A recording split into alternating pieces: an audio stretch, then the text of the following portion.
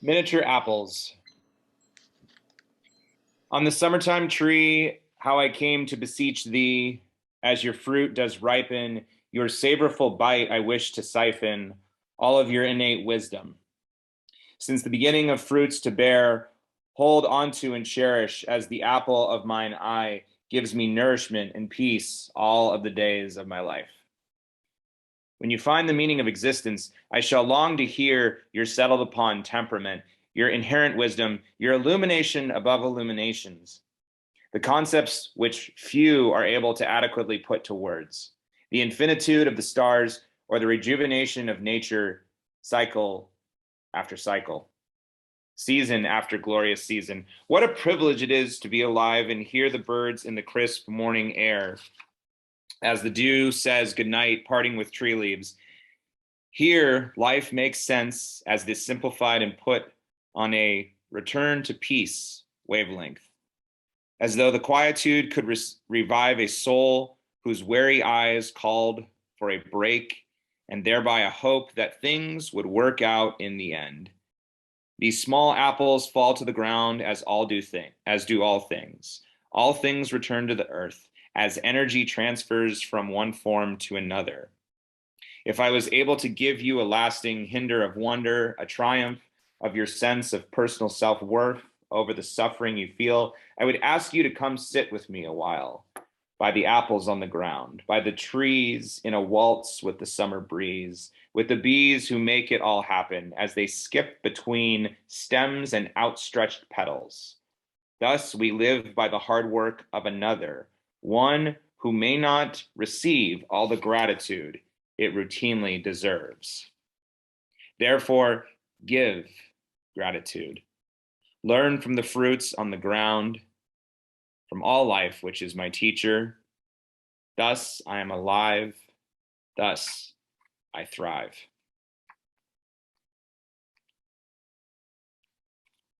And the second one is the only haiku. This is for Dan. Decided to not do the comedy ones and just stick to good ones. It's called Transcendental Beings. Elders or youngsters, any melanin or love, equal in God's eyes.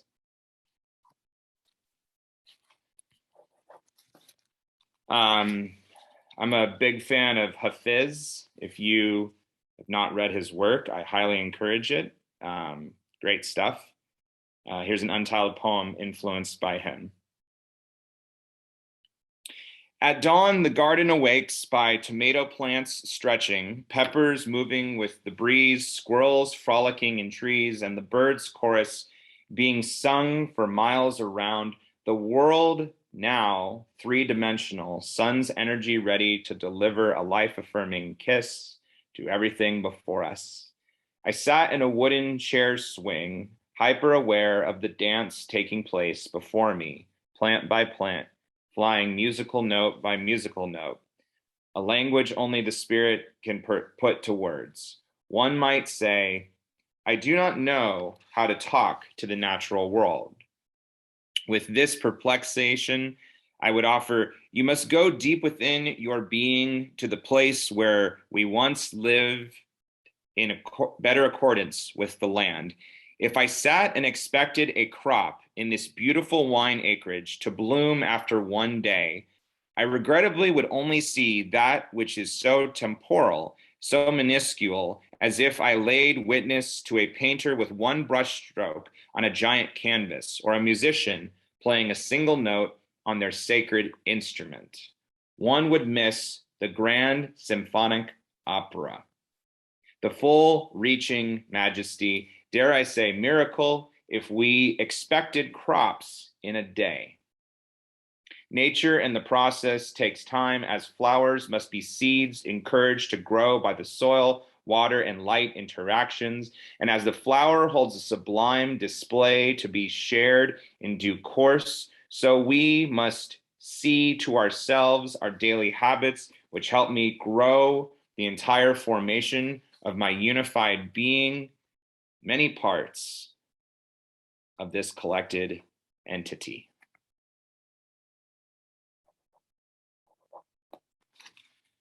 I have a fascination with the desert. I went there for spring break to Joshua Tree in SoCal and saw some beautiful sunrises. This is one of my many desert poems. It's called Rest. Cool breeze at dusk, coyotes off in the distance, crickets nearby singing a dusk melody, the whistling wind calming every corner of the concrete nervous system. I observed the stars making their way one by one to light the traveler's way as if they were on the same journey together. Even with the infinite painted deep purple and blue, dark blue overhead, I did not feel so small or alone, as mice and other rodents call the desert home. A kind of peace with that realization. Thus, I came to this point between jasper rocks and the cactus vastness to the horizon, where my self-knowing was no longer at war. I was and remain at vibration, allowing for a deep exhale. Thus, on these cool autumn desert nights, rest. I am at rest.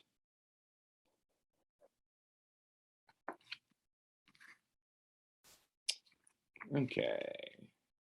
Volume and everything okay? Internet good? Sweet. Okay, real short one. Spectrum.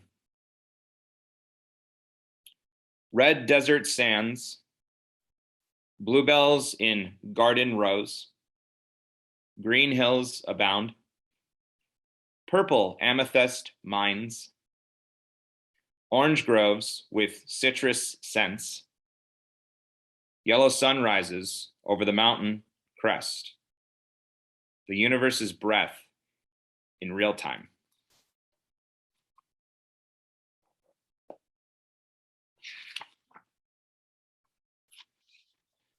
Not a short one.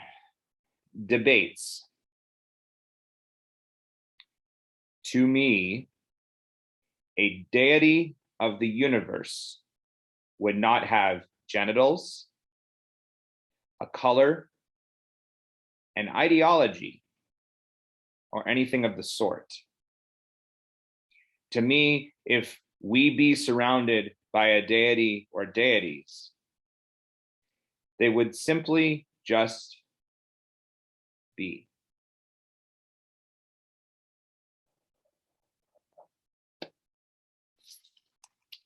I don't usually do plugs, but I would say I have a passion for fighting religious fanaticism. Okay. It's called Star Touch. Star Touch, pronounced star touch, as it sounds.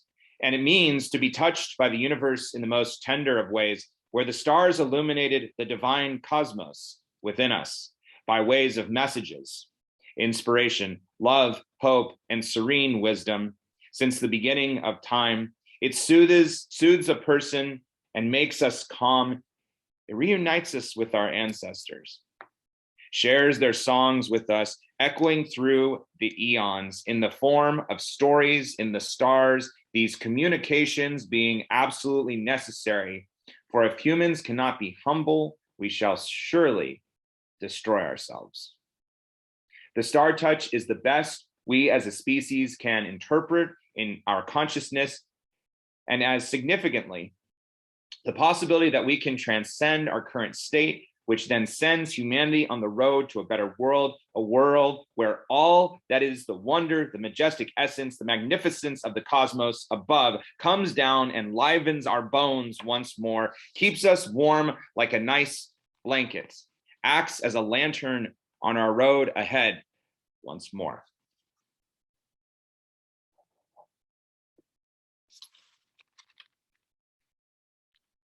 Dan said the Irish open mic a little bit ago. I got inspired because of that, with that term there. So, okay.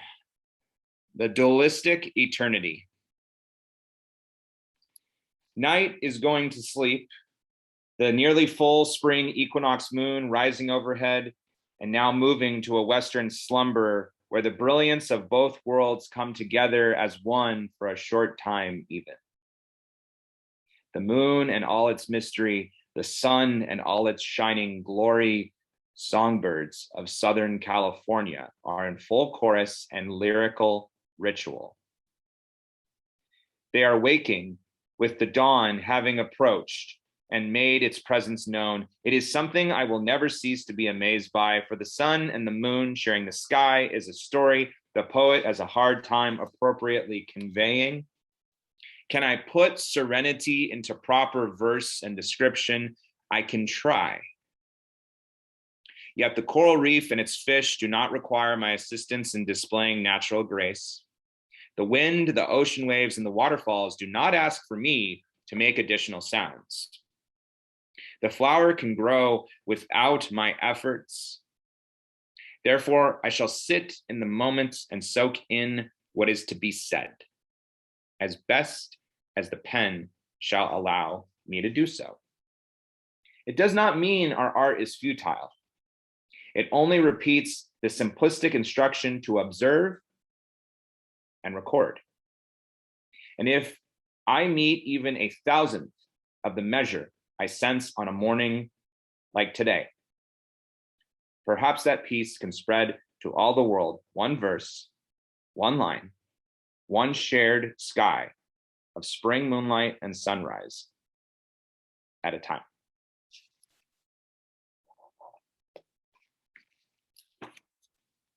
Okay.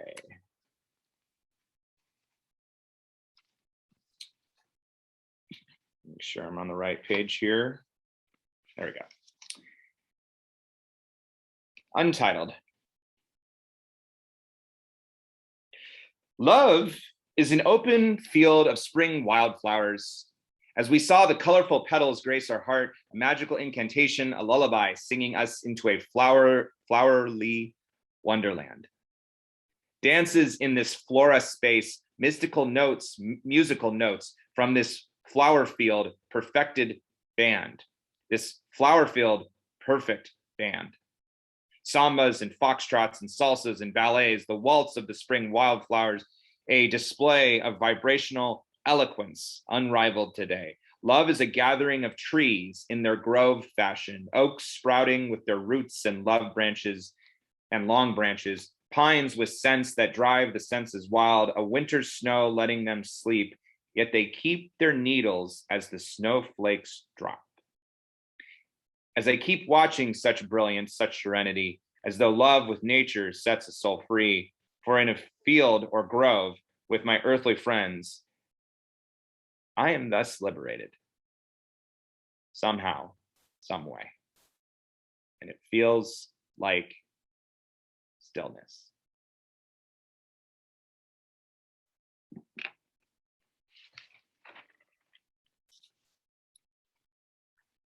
Okay, here's another one inspired from Hafiz. It's called The Sun's Dawn Flute. As the flute plays today, may the notes light your weary soul as spring and the golden sun rays. For I would play you 10,000 songs that failed if 10,001 brought you back to the space where you recognized and believed in your divine spirit once more. I only know one way down this sublime path, and it speaks as if the mountains are alive, thriving in this hour, their wind heart song as your much needed medicine, saying to you, come dance on my tops and meet with the clouds at dawn. Maybe then you will be rejuvenated out of your slumber as the sun plays a song on its pristine flute to bring out the divine in you once again.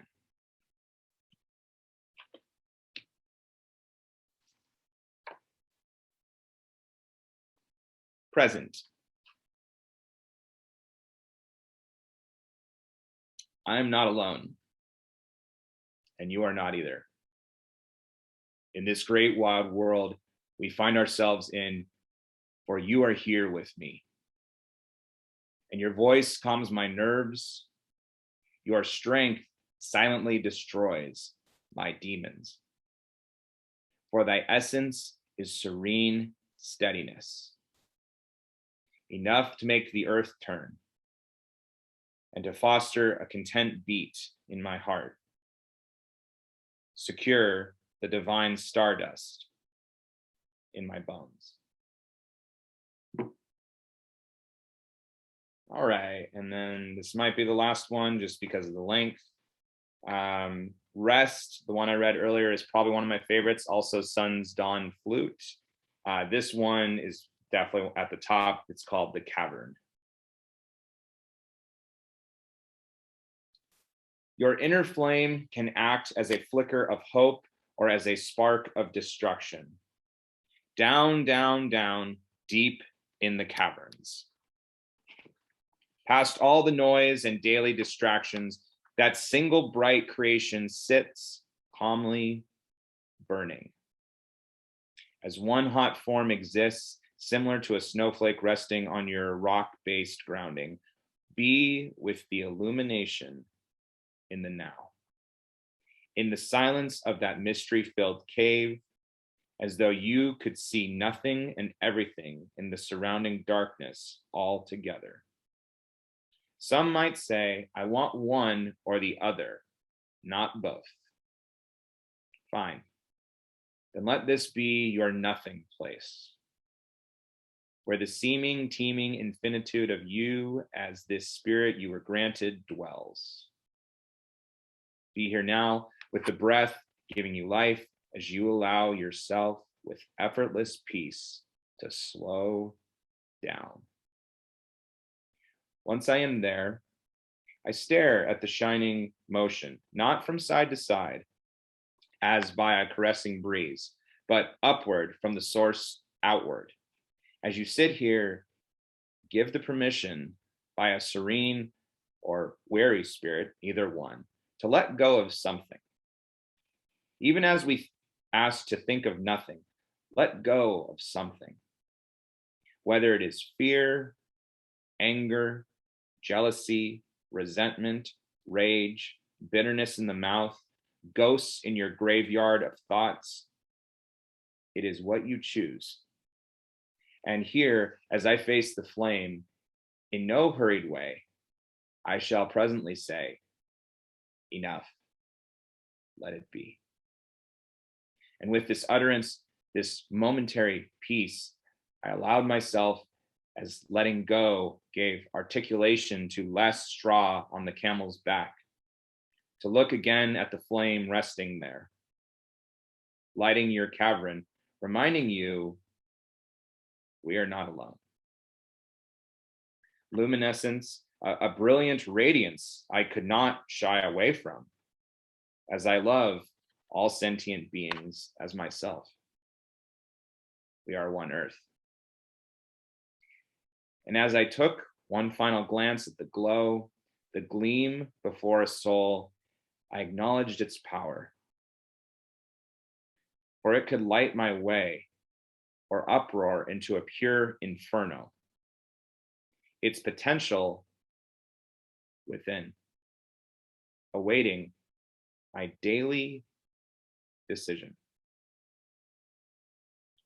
Thus, while the firestorm was possible, as often as I could manage, I returned to this cavern and existed with the tranquil, still, and possible calming inner flame. I appreciate you all very much. Thank you to my aunts and uncle who came.